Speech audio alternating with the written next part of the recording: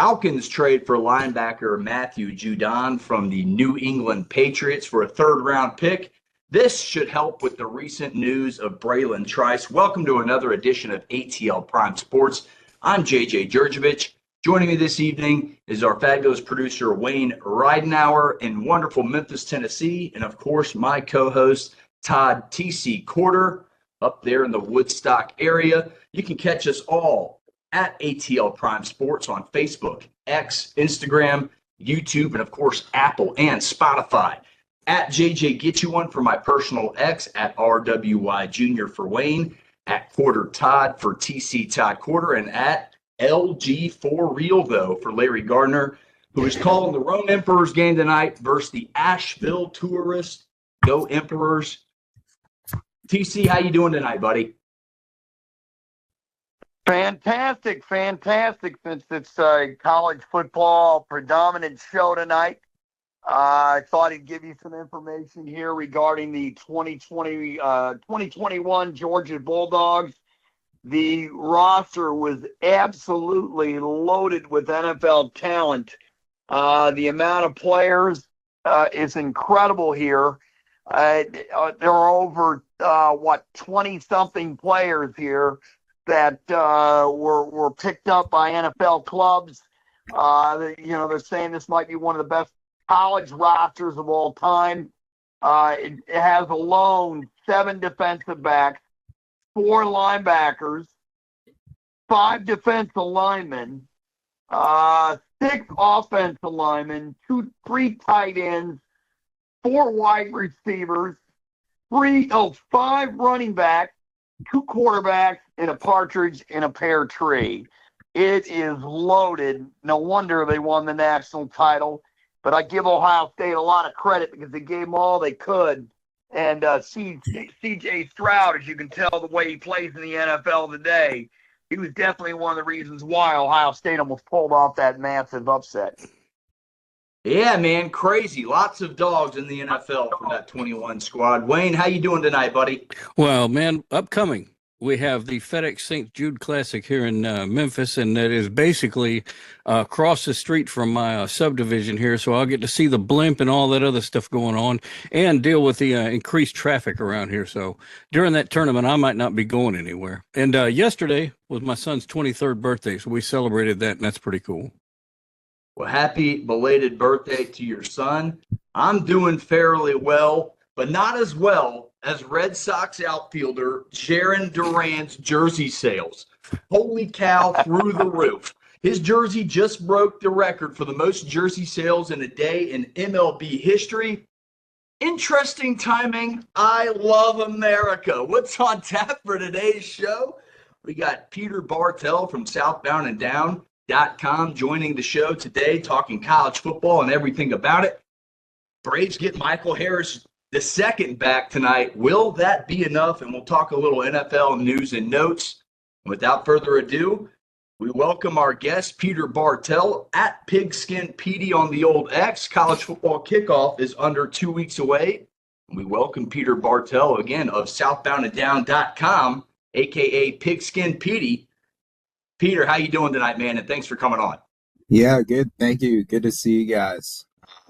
It's definitely crazy how like the college and pro seasons go from dormant to like SEC media days, and then NFL kicks off training camp, and now it's just like go right. Yeah. And to that point about the Georgia talent in the NFL, it was on X is where I saw it, but the photo of all the Ravens that were now Georgia Bulldogs, there was like 6 of them. It was pretty cool. Like, you know how Bama's been doing that for a while, but now Kirby's been there long enough. He's getting pretty much at that level where they're just for every team all over the league. So it's neat. Speaking of Kirby Smart, you had an article mentioning him that went pretty viral around the internet.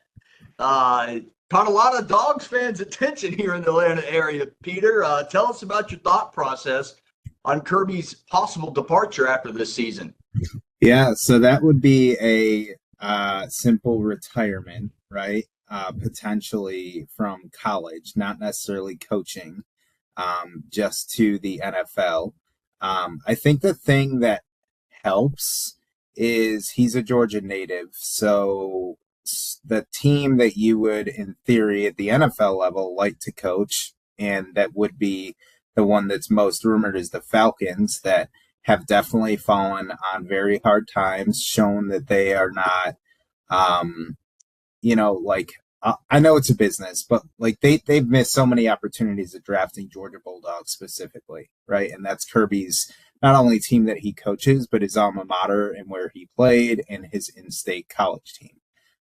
So I think that helps. The reason would be just a lot of the changes in college football lately that have come to be, right? And it's the same thing that Saban said was for his retirement. I know Saban was older, but at the same time, he said there was only one guy that went into his office and actually asked how he could get better. The rest of them went into his office asking how much money they were going to make, basically. So I think maybe that's, one of the reasons I said what I said in the article. The other two coaches that I pointed out could retire, Sam Pittman at Arkansas and Mark Stoops. To be clear, I think those are far and away more likely because of age and the fact that their programs are not in as good of a place as Georgia's. Kirby, I don't want to say I threw in there because I think there is some level of belief in that for me, that if, just everything that's going on in the college game, we don't know. If he, because you have to think about it, guys, all these coaches, not just Kirby, not just Kalen DeBoer, not just Brian Kelly, when they were younger and graduate assistants, former players, a lot of them, they came up with an expectation of this is what a college coach does. This is the job description, right? This is what I'm technically going to school for, not going to school for, but being trained to do, right?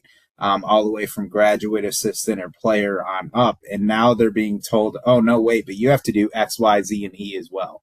You have to be a marketer. You have to do public relations. You have to do fundraising. You have to do all these other things. So that's like going to college for one degree and then them throwing a double major on it that you didn't even want.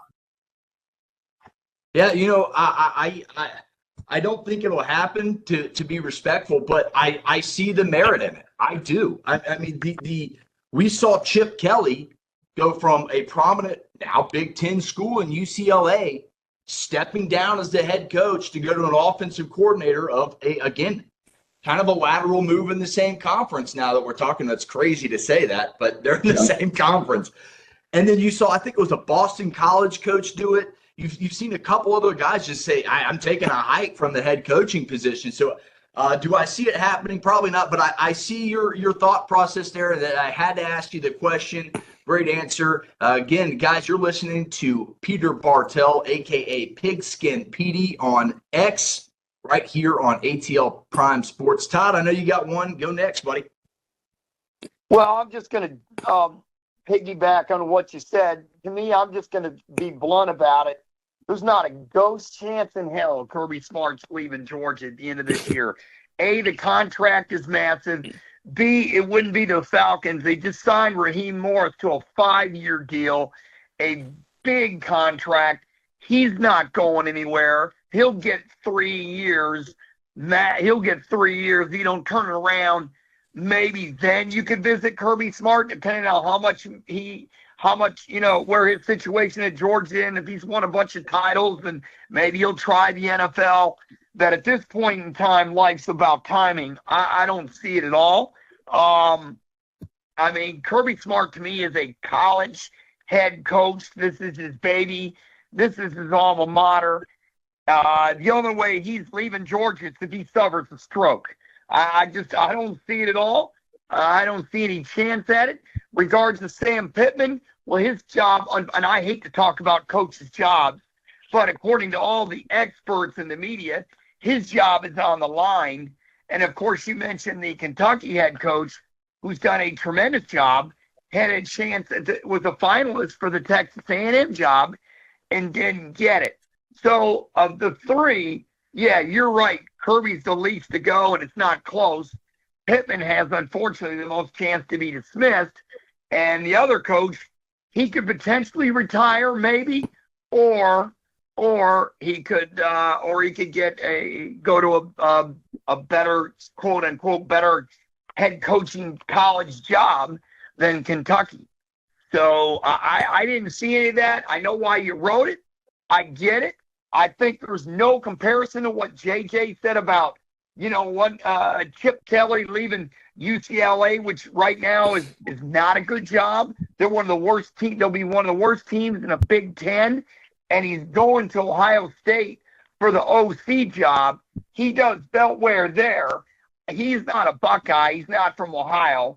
I don't see him getting the Ohio State job, but I can see him parlaying the Ohio State OC job into getting a better college job. If the current head coach at Ohio State is gone, then, Ohio State's going to hire an Ohioan, an Ohio guy that's been a player there that is coaching currently in the NFL and bring him over to Ohio State. I could see something like that. Do you know how much he's making at Ohio State as an assistant coach? You mean, he's making a ton of money, but if he parlays this after 1 year, huh? $3.5 million a year. Go ahead. Right, and he can go get, say, a bigger head coaching college job. I'll throw it out there. He's already been in Oregon, so he's not going there. But let's say he gets another big-time college head coaching job, he'll make double that. If he gets into an excellent program, if he does a great job as the OC at Ohio State, he'll double his salary where he goes next if he gets a big-time job. But it might take a couple of years, and it depends on the current Ohio State coach to see if he even survives the season. Ohio State's one of those guys, they look for Ohioans to run their program. So the fact that they went out of Ohio State, out of the state of Ohio, surprised me. Go take a look at the history of Ohio State head coaches. They usually hire Ohioans that are natives of Ohio State that have connections of Ohio State. I don't think anybody said that Chip Kelly was going to be the next coach of Ohio State. No. I don't think he wants to be a head coach. I think he's fine with being an assistant. Agreed. Oh, I think if he came up with a big time head coaching job and he parlayed it and the money was double and everything else, I could see him taking it. I could see him doing that. But it all depends what happens this year to Ryan Day. If he loses to Michigan again this year, he'll be John Cooper. They unfortunately will most likely, and I hate to talk about a coach's job, but most likely they'll get rid of him.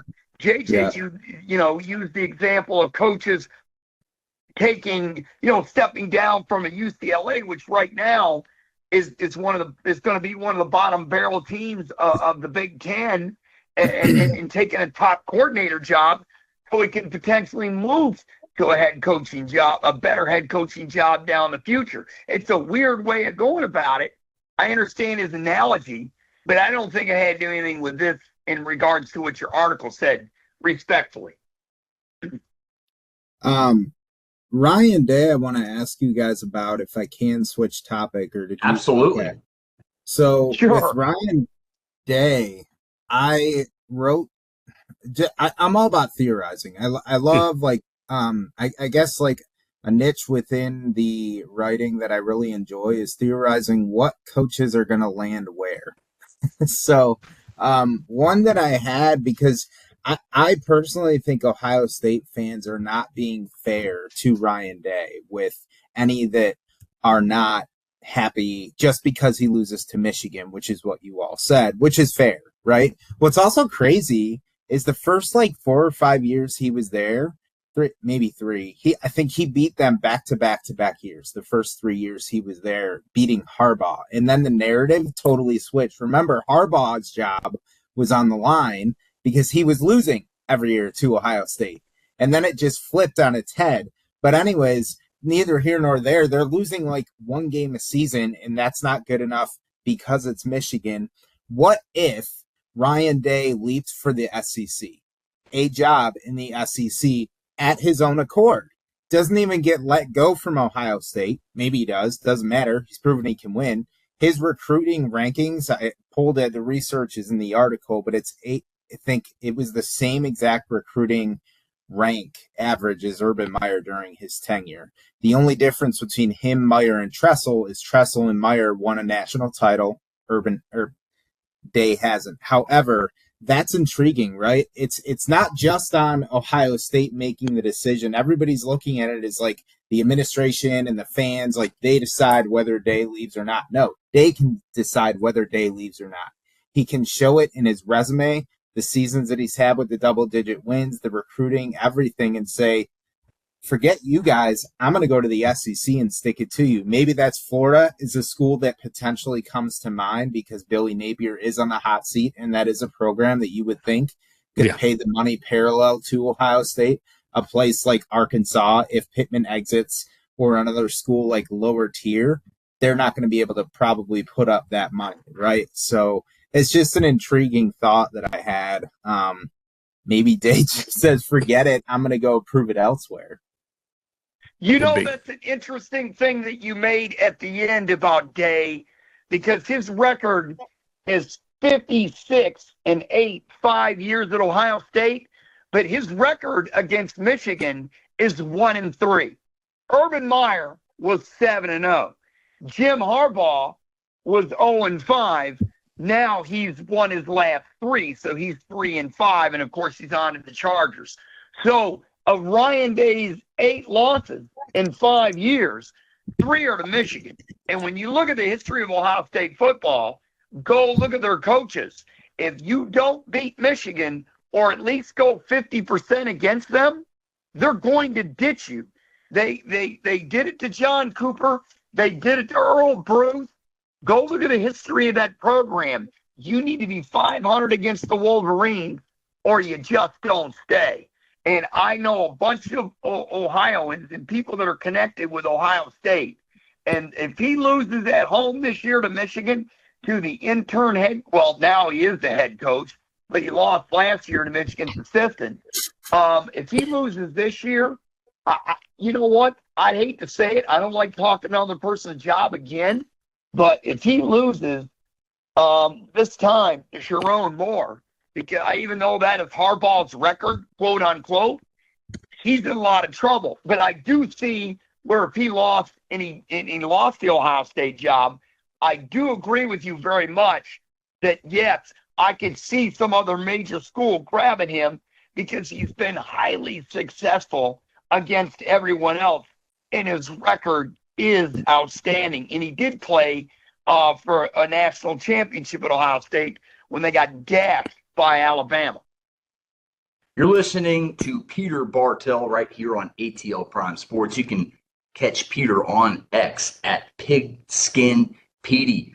Peter, got a question for you, man. I was looking at your college football quarterback rankings going into the season. You had, I believe, Shedeur Sanders at the very top of the list. Great quarterback, great genes, obviously, great football mind. Tell us a little bit about your thought process behind those rankings and why you put Carson Beck 3. I know Dogs fans here are going to be barking, but I kind of agree with the list. Was that an article or a tweet? It was just a clip, a picture you shared. Okay, I disagree with that. That's what I may have misread the comments. No, thank there, you. So. Thank you. I asked for thoughts on it because I'm not creative enough to put something like that together. That's what it was. But it is good for talk. Yeah, it is. I think Shedeur should be like, gosh, I'm looking at it now, the graphic, like 6, and just to give credit, CFB Alerts was the handle _ that put it together. That's it. But I would put him like 6.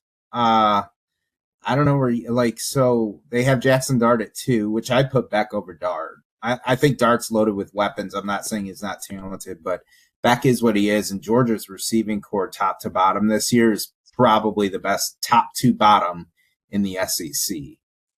Very good. Very deep. I mean, Milroe's dynamic, and he's got a stable of running back, so that's going to help him, along with Jeremy Bernard at receiver. Ewers, watch Ewers' tape. Ewers is ranked 5 on this list. Ewers shouldn't be in the top 10. Ewers doesn't know how to look past his first read. Watch any film on him. He looks at his first read, and he's a little better at it now, but if you can key in on him, and guess what? Kirby's going to play him in Texas, and that's why Kirby's going to win that game. Because Kirby's a defensive genius. And he's going to see that on film and say he keys in on his first read. So let's go to his first read, and after that, get him. And your defense is way too fast. But anyways, that's aside from your question. But Ewers just gets me heated. That's kind of how I see that. No, I like it. It's good content. Yeah, so. Well, I personally like Seth Hennigan, but then again, I've got all this Memphis gear, so what else am I going to pick, right? Lane, we'll throw a Memphis Tiger topic in there. All right. Petey, let me know what you think, man. Memphis Tigers, if they win the AAC, are they the 5th automatic bid for the college football 12-team playoff? No. Well, that's the same conference as Liberty, right? No. Liberty's Conference USA, I believe. Yeah. Well, we're American Athletic Conference. So, okay.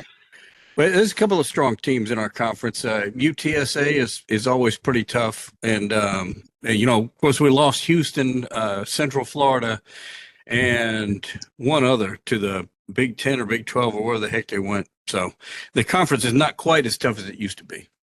Yeah, I think that Liberty would be. Liberty actually has the best odds preseason to go undefeated. Power 5, Group of 5, all combined. So that's higher than Georgia, higher than Ohio State, which is intriguing. Yeah. They just have 0 teams really on their schedule that are competitive. I can see Memphis because you guys won double digits last year, didn't you? Right. And you returned that Seth. I'm sorry, right, Hennigan. Seth Hennigan. This actually his senior year too. So yeah, so I see you winning the conference. I just consider it with when we saw it with Boise for years, right? Yeah.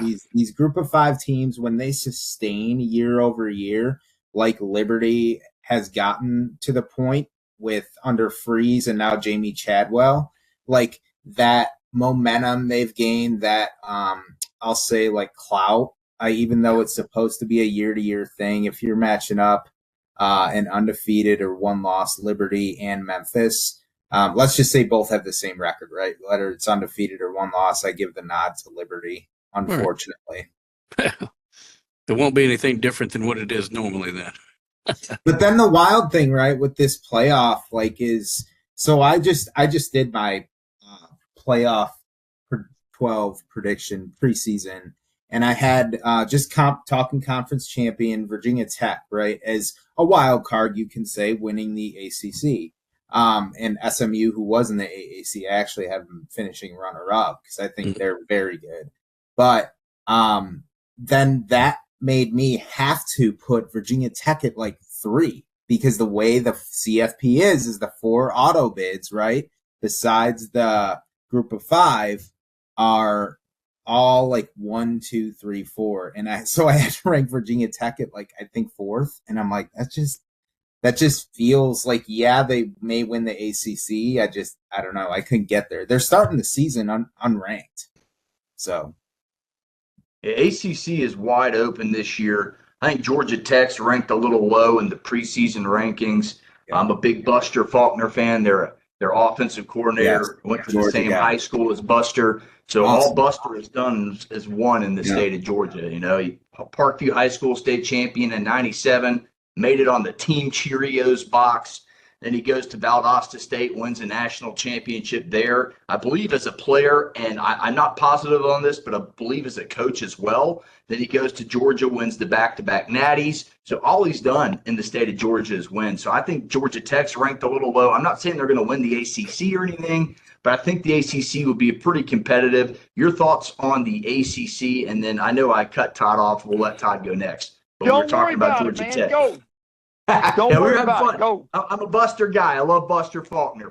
I'm glad we got on this ACC train, man, because I'm right on it. I think top to bottom, I actually an article I wrote recently was how the ACC will be the SEC's biggest competitor in 2024. Everybody right now is talking about the Big Ten and the SEC, right? I think part of that is the talent and the fact that Michigan won a national title last year. The other fact is they are the two like mega conferences, so to speak, if that ever happens, that people are talking about. And three, Clemson and Florida State are rumored, if they do leave the ACC, it would be to the Big Ten or the SEC. So I think inevitably people are just stacking those two together. If you think about last year, right, it was supposed to be preseason the Big 12, the ACC, the SEC, and the Big Ten. Pac-10 Pac-12 wasn't even thought of, and they ended up as one of the best conferences in football last year, probably second, arguably, to the SEC, top to bottom. But I love the ACC. That's where I see them this year. Is kind of that surprise league. Georgia, it's not just because of the Clemson and the Florida State, which they're always going to be 9-10 wins, at least for the foreseeable future. But it's the mid-tier, the Virginia Techs with Kyron Drones and Bashal Tutin that are coming back in that backfield. Louisville had a good year under Brom in year one. Syracuse has Fran Brown, another Georgia assistant there with Kyle McCord, who just he led Ohio State, say what you want, to an 11-1 record. Georgia Tech, I think, is going to give FSU a run for their money. North Carolina State's another one. They play Tennessee week 2. Ball fans, check them out on that state. I just tweeted about it the other day. I said, are you guys worried at all? 95% of them said no, not worried at all. That team is that they got Grayson McCall coming in from Coastal Carolina at quarterback, experienced. Their offensive coordinator, Robert Anai, gives off straight up Mike Leach vibes as far as his intelligence and everything. I mean, he's a guru. And they got Casey Concepcion, a sophomore is going to be this year, who just had 900-something yards receiving last year. He might have hit 1,000 as a true freshman. That's a sleeper game. Anyways, just top at ACC. They're going to surprise some people this year. I just fear that man is a conference. They're going to be so talented. They're going to end up beating each other. And I didn't even mention SMU, right? Who I just said was runner up. So it's crazy. What's interesting is that we talk about these two big conferences, the Big Ten and the SEC, and they're probably going to have the most teams in the playoff. A, reputation is big for them. B, they're the two mega conferences. They're probably going to get 2 or 3 teams each. You'll get a Big 12 squad. And I do think Wayne's team, Memphis, if they go undefeated, one of their wins is at Florida State. They beat Tulane. Look at their schedule. They run the table. They could represent the group of 5 and most certainly get in. JJ talked about Georgia Tech, how they might be underrated a tick. I mean, another team that's local here, the downtown team, Georgia State, everybody says they're going to finish next to Lancaster, dead last in the Sun Belt. I don't see that neither. I think they're going to surprise. Georgia Tech might have 500 this season, but you look at their schedule, it is absolutely brutal. And, if we're going to get an undefeated team, Pigskin and gentlemen, it's either going to come from the ACC or the Big 12. I don't see the SEC or the Big 10 getting undefeated teams. And maybe you're right. Maybe we might not get an undefeated team at all. This could be the most parity college football has ever had because, gentlemen, the non-conference schedules and the conference schedules are tougher than ever, and you've got to go through another round of that playoff. This is really going to be wild. And what's also going to take in factor is the weather. Say some team from the South comes up north to play a game in the snow, and we have an on-campus game in a playoff because the first round is going to be on campus. So, this is really, to me, more wide open than that and ever. Your thoughts on that, Pigskin? Yeah, and you other fellas, I'd like to hear from everyone. You guys can go first. I'll take it No, away, go man. ahead. You're our guest. You're the want guest, you to brother. first. You go. I appreciate that point. I've always tried to subscribe to the fact that like it gets cold in the South as well, which it does. I mean, in Arkansas and North Georgia and stuff, it'll get down late season into the 30s and stuff, but it's not snow, and that's something you mentioned that I think can be a big factor in the home field. So I'd be intrigued to see it. I think top to bottom, like the SEC and Big Ten, I agree they'll have multiple teams in. I see two at most from the ACC getting in. Some Heisman odds that I've found intriguing, like Georgia Tech's quarterback Haynes King is not even hardly listed, and he was like a former 4 or 5 star from Texas. It's year 2 in the system under Brent Key, and they're improving, as you know, with it's just everything that they got. Georgia, and they just landed not that it impacts this year, but they just got a 5 star from Roswell. So, and they got another big guy, big top 100 potentially coming, I heard. But I mean, I'm on the Georgia Tech train, so I follow Patience Veach, follow her on X. She's an awesome Georgia Tech follow. She's going to the game in Ireland actually against FSU. But also on the Memphis point, I do think that's a great point. If they can win in Tallahassee, that's a feather in the cap that Liberty will not have, home or away against. Heck, I don't even know. I don't think Liberty plays a Power 4 program this year. I don't believe they do. So that's a really good call out, especially if they can run the table and win that game. It's first games. Early games of the year can always be surprises. Yeah, it's I call it the Norvell Bowl. Yeah. I'm excited. You know what? I'm excited about the 12-team playoff. Go ahead, Todd. You know what? Yeah, I was going to say, JJ, you said the Norvell Bowl. That's kind of cute. You know, when you guys look at the quarterback competition, and it's coming a week from Saturday between FSU and Georgia Tech with Haynes King versus DJ. DJ was at Clemson. He was Oregon State. Norvell does a great job with quarterbacks. He did a great job with the last FSU quarterback. If DJ to me is the key to the Seminole season.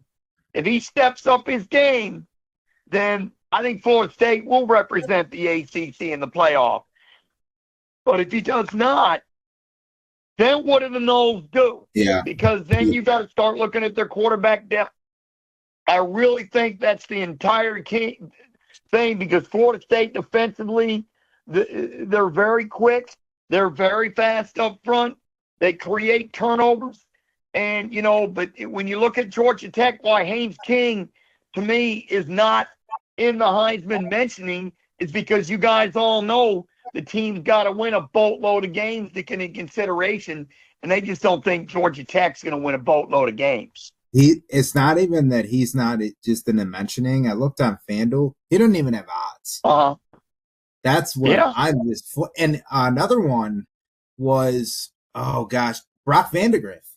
He has the same odds as A.J. Swan from LSU. LSU's number 2, maybe 3 quarterback going into this season. And I heard it was J.D. Pickell, maybe, I could be wrong, knocking on Brock Vandegrift, speaking Georgia here, saying if he was a 5-star, he'd already be playing. If he was playing like a 5-star, he'd already be playing. Shame on him for saying that, man. Georgia's loaded. Do you know where he came from? Do you know the coach and the mindset that he came from and that coach where he came from? You don't play if you're a 4 or 5-star as a freshman, no matter how touted you are. You wait your turn. He was behind Gunnar Stockton. He was behind Stetson Bennett. He was behind he wasn't behind Gunnar. He was behind Carson Beck and Stetson Bennett, right? He knew he was ready. He spent 4 years on that campus. So don't give me the whole, he's not playing because he's a 5-star. No, he's not playing because Kirby Smart does it right. He grooms his quarterbacks. He made you wait your turn, earn your respect. And Brock said, I'm ready. I'm good. And so he went to Kentucky. I don't think there's I'm sorry, Pigskin. I was going to say I don't see a team with a deeper quarterback situation, as Eddie Murphy would say in the movie, in the old movie years ago, Beverly Hills Cop. When you look at Georgia's roster, it is deep, deep, deep at quarterback. And I did a game, Stockton's freshman year of Rayburn County High School in the playoff. This kid as a freshman was chucking the ball 50 yards in the air on dimes. And he's the right, Petey. He's just waiting his turn. They got quarterback depth of the wazoo. And then Carson Beck didn't go pros this year. Tells you wait one more year, he'll be outstanding at Georgia. This is going to be an exciting season for the Bulldogs, but their schedule to me is murder's row. There's no way they're going undefeated with them 3 road games they got. Good luck with that. Yeah, I like your Brock Vandergrift comment there. He's great. Todd, you called one of his games in high school. The guy's great. And we forget Jamon Dumas Johnson, who was a starter for Georgia last year, transferred up with Brock. So they're going to be heavy out the gate, and that's Georgia's first road test of the season. So it's murderer's row, as you said. Petey, I don't want to keep you all night, man. So we'll wrap this conversation up with tell our listeners how to follow you and how to get your articles and how they can hear your content and see your content. Yeah, so you can find me on X at PigskinPD. I usually do a space randomly every couple weeks, but then the website I write for is southboundanddown.com. So we put out about 50 articles a month, a couple each day. I just have fun with it, right? I don't, streamline like, oh, this player, that player. Like today, for example, they just started releasing the recruiting rankings on 24/7, and Phillip Rivers' son, Gunnar Rivers, is actually a freshman going into sophomore year in Alabama. So I spotlighted how he's retired from the NFL. Yeah. So his son threw for 3,000 yards as a freshman. So one of the articles, and but that's how you can find me, and just some examples of what I got going on. But I appreciate you guys having me.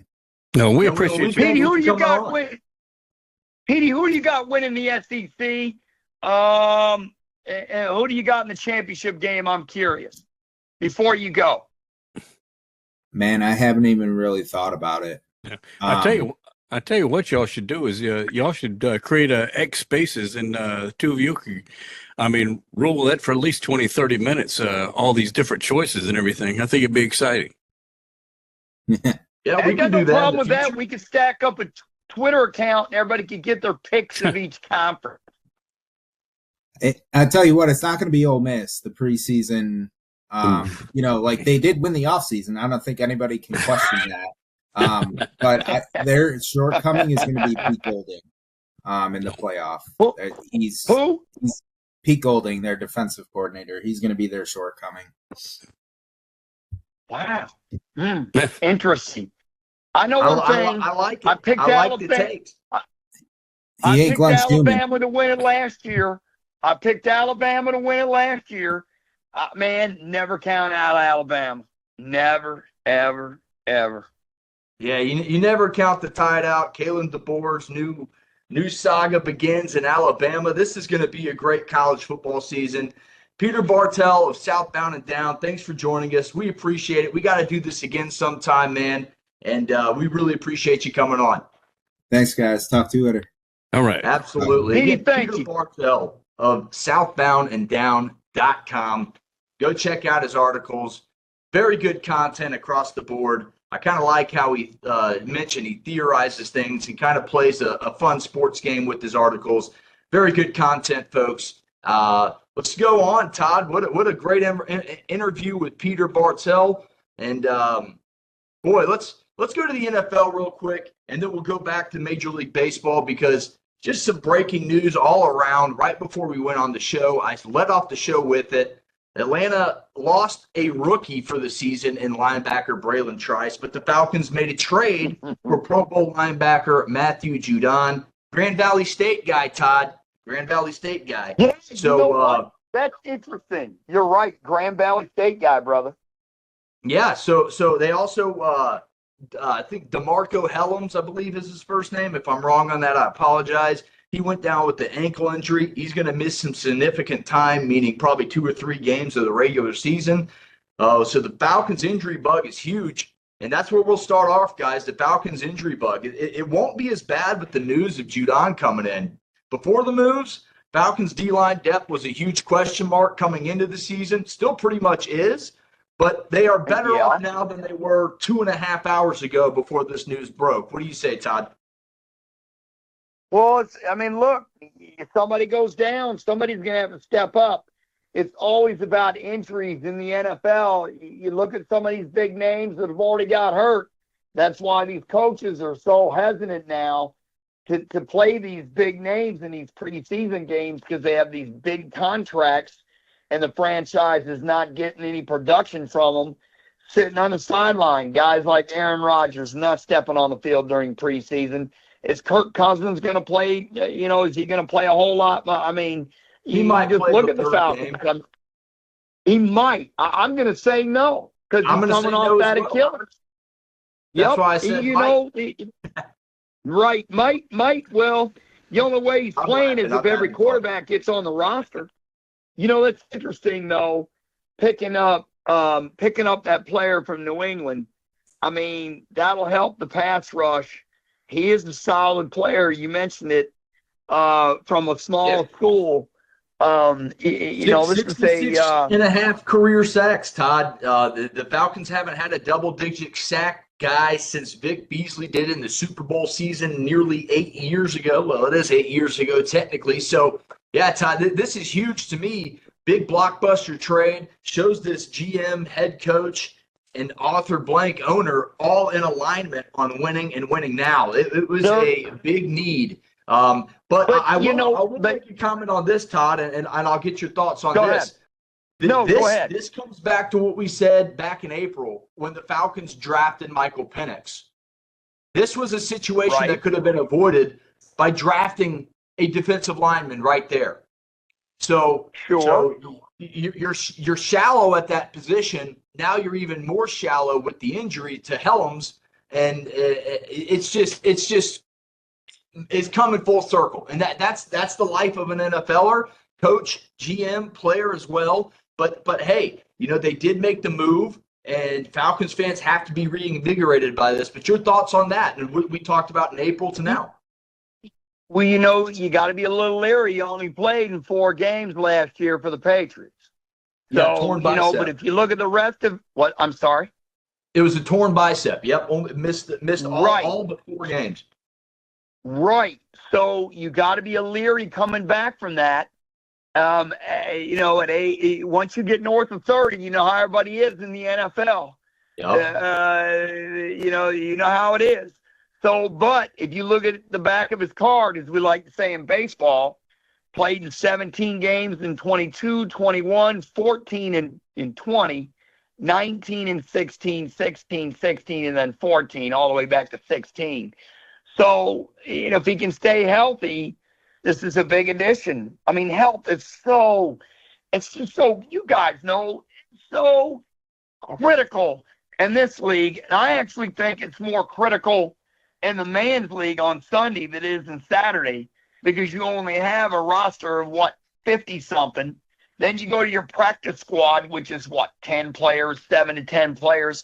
Something like that. Every, the depth part is so critical. In college, well, you get up to 85, you got walk-ons, and it's just level, the man's level.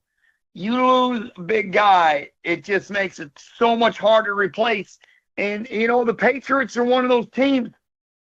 They've done a great job of getting rid of players, as Bill Belichick, over the years, not coached by Belichick anymore, but they've done a great job of getting rid of players when they think the timing is right.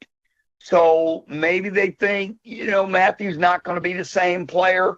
I have no idea what the thought process is here, but the Falcons did need somebody in the building. And if he does stay healthy, this guy's had double-digit sacks in 21 and 22, and this is the prime of his career. Wayne, your thoughts on the new addition to the Falcons' defensive front seven? Well, it's a good feeling, but it makes you wonder with all the preseason, off-season work that the guy who got injured did. How quickly is this next guy going to get up to speed and be able to slot in, or are they going to have to change something? So it's up in the air to me. Up in the air. I like get ball type of player. I'm sorry, JJ. See-ball, get ball type of player. These type of players fit in very quick. All right. Yeah, he's a go-getter, and like we have talked about on the show for ad nauseum for 2-3 years, the pass rush has cost the Falcons quite a bit. So this is only an asset if you're a Falcons fan. Let's talk some more injuries and news and notes around the NFL. God, Todd, your guy, J.J. McCarthy, will undergo season-ending surgery to repair a torn meniscus in his right knee. How well do you see Sam Darnold in Minnesota doing this year? I didn't say I was going to watch a lot of preseason football last week. I kind of ridiculed it on the show, and I ended up doing. You watched it, didn't you? I ended up doing a George Costanza. I took the opposite of what I said. Damn, I was a liar. I watched more preseason than I ever had last weekend. There was a lot of stuff going on here, and it was my getaway, just mental block to get the hell away. And, watching McCarthy, I'm like, wow, man, this is really impressive. I'm like, he's hitting dudes on the dime. He did have the one interception. He moved around well.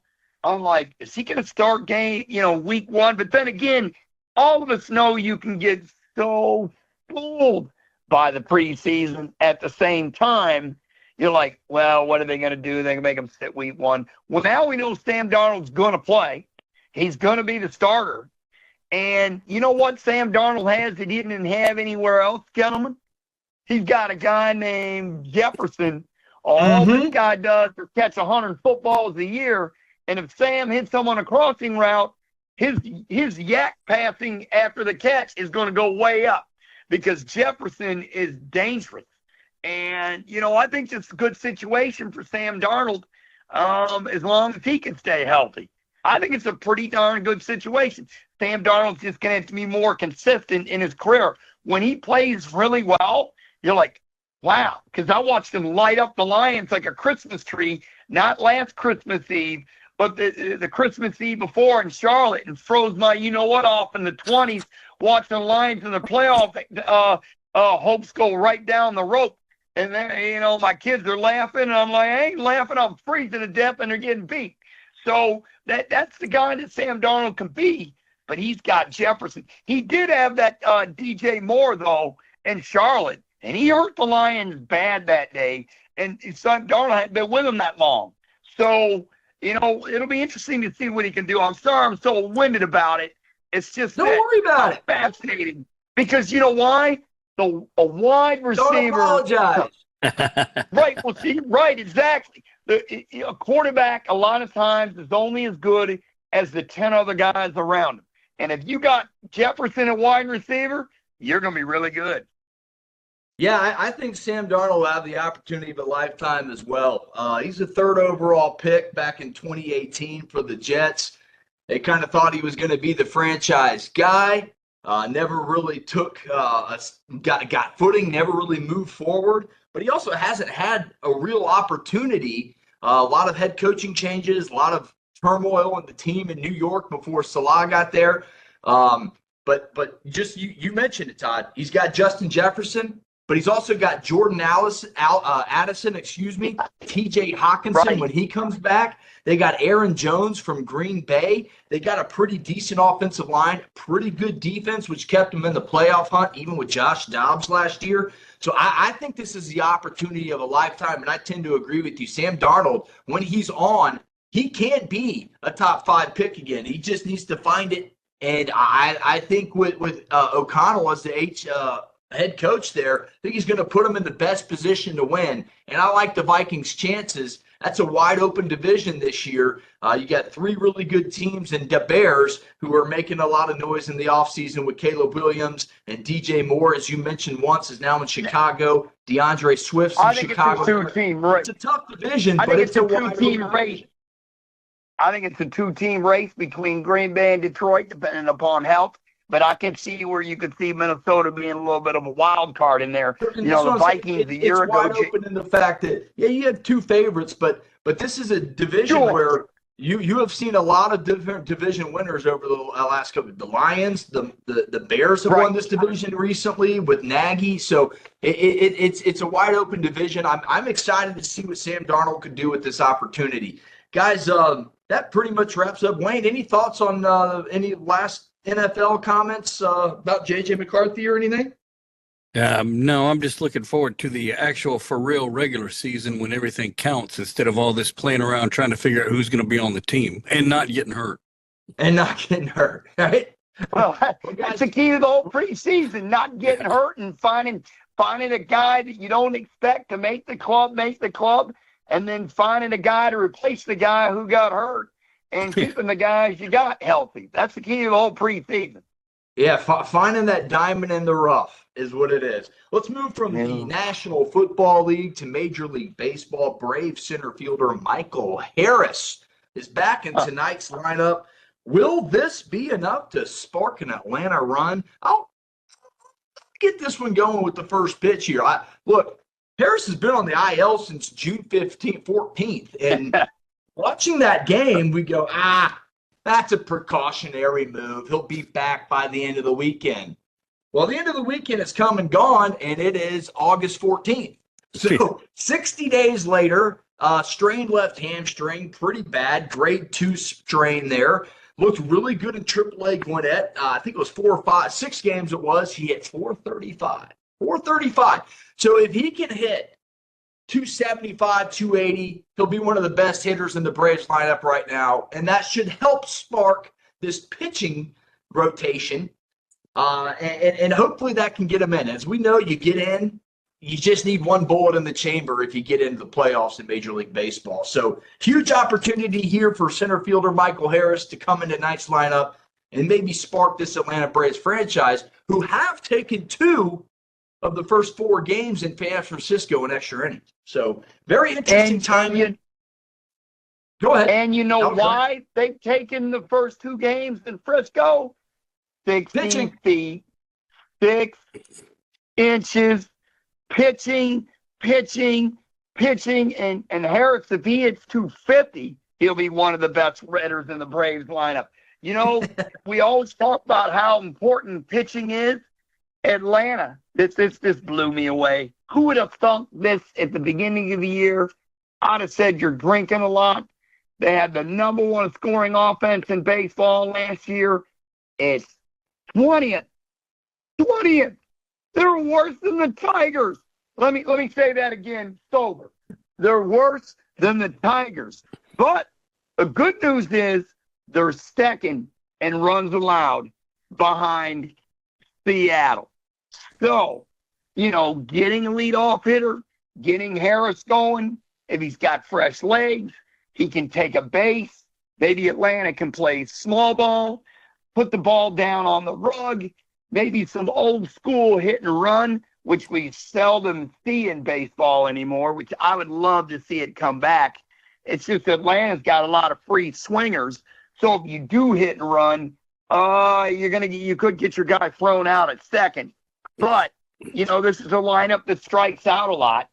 So you probably can't do that, but you've got to create some type of offense when you're slumping. Your 4 dudes on the mound can't sit there and throw 1 shutout pill or 1 2-run pill every night, especially in the playoffs when the lineups are even better. But, the Braves, you know what I call them right now? Just a team hanging around, might steal the division, might not, might make the wild card, might not. Your guess is as good as any, but I'll go by the history of this organization, and I say they get in by their chinny chin. As I got my fingers right there on my chinny chin. How ironic is that, huh? But yeah, guys, that I wraps guess. up the topics for tonight's show. Wayne, any Major League Baseball comments real quick, or No, you I'm turning the saving. page? I'm saving that for the final thought. I like it. I like it. Oh. Well, that brings us to the Texas. final thought. So, Wayne, why don't you tee it off with your final thought for the night? Well, I got to tell you, there's some teams that are looking mighty good in terms of odds for making or winning the World Series. However, Texas looks like they're about plus 5 digits on this. 30,000 is what they're saying. And I believe anybody past 5,000 on this chart that's going to be posted here online is pretty much out. And Texas is among that group. So it's time for football. TC, your Well, final thought they're for not the out of evening. it. They're not in. They're not out of it yet, just because of the division they're in. They're not out of it yet. And Wayne, some decent news to look forward to if you want to tune back in. DeGrom might make his way back in the next week or two. That could spice things up in the AL West. Don't hold your breath. Don't hold your breath, though. TC, your final thought for the night. Oh, my goodness. You know, you touched on it at the beginning of the show, and I'm so glad you did. Thank you for doing it. You talked about the Boston Red Sox, Jared Duran, who, by the way, was the MVP of the All-Star game. So I'd let you know that. I'm sure you already do. Number 2, he got the Heart and Hustle Award, and then 2 hours later, he got suspended 2 games for making an anti-slur when a heckling fan told him he couldn't hit the blanking ball with a blanking tennis racket. And we all know what he said, and you can't do it in this day and time today. But I just thought it was hysterical that they gave him the Heart and Hustle Award, and then they gave him a 2-day non-paid vacation. That's the society we're in today. We talked about it briefly on the Cubs Philadelphia Phillies alumni podcast, which I do on my Facebook account. You can go see it with Warren Brewster, who won the World Series with the Phillies in '80 and back in the day. And you know what Warren said today? He goes, that was child's play compared to what they would say at the vet if you wouldn't do your job. They booed Santa Claus. They cheered when Michael Irvin was on a stretcher. Yet we're giving a guy a 2-game suspension for retaliating to a fan. Yes, he could have used a different choice of words and more professional, or just ignored him. But that's the society we're in. I conclude my portion of tonight's show. Thank you. I brought it up. I thought it was pretty interesting how MLB fans responded to that by just fluctuating his inbox with money from his jersey sales. So pretty impressive. My final thoughts are pretty simple. America wins the medal count in Paris with 126 total, 40 of those gold, and the women alone, the women athletes in America would have been third in the world in medals alone if they were their own country. That was a pretty interesting stat. But we're one day closer to Georgia Tech and FSU, and I am looking forward to that game thoroughly as a Buster Faulkner supporter. Played a little high school football with his brother Todd. Shout out to Todd and Grant, the whole Faulkner family. So I'm just stoked. As you can tell, I am stoked about that Georgia Tech-Florida State game. And that's my final thought, guys. We are one day closer. Hey, JJ, can I stop you 1 second? I Please. swear to God, this is worth it. Give me 20 seconds. I just saw this here. The Cincinnati Open fact of the day. You can enter the grounds with water, but only with a bottle of Aquafina water. If it's not Aquafina, you better remove the label before you enter it. If you can't come in, what are we doing? Society, what are we doing? That is interesting. Got to be Aquafina. Well, guys, that wraps up our show for tonight. If you like the content, give us a like, give us a subscribe, and hit that notifications button so you get notified when our latest content drops. For Wayne in Memphis, Todd in Woodstock, I'm JJ in Lilburn. Thanks for watching ATL Prime Sports. We'll see you next week. Get you one. Bye.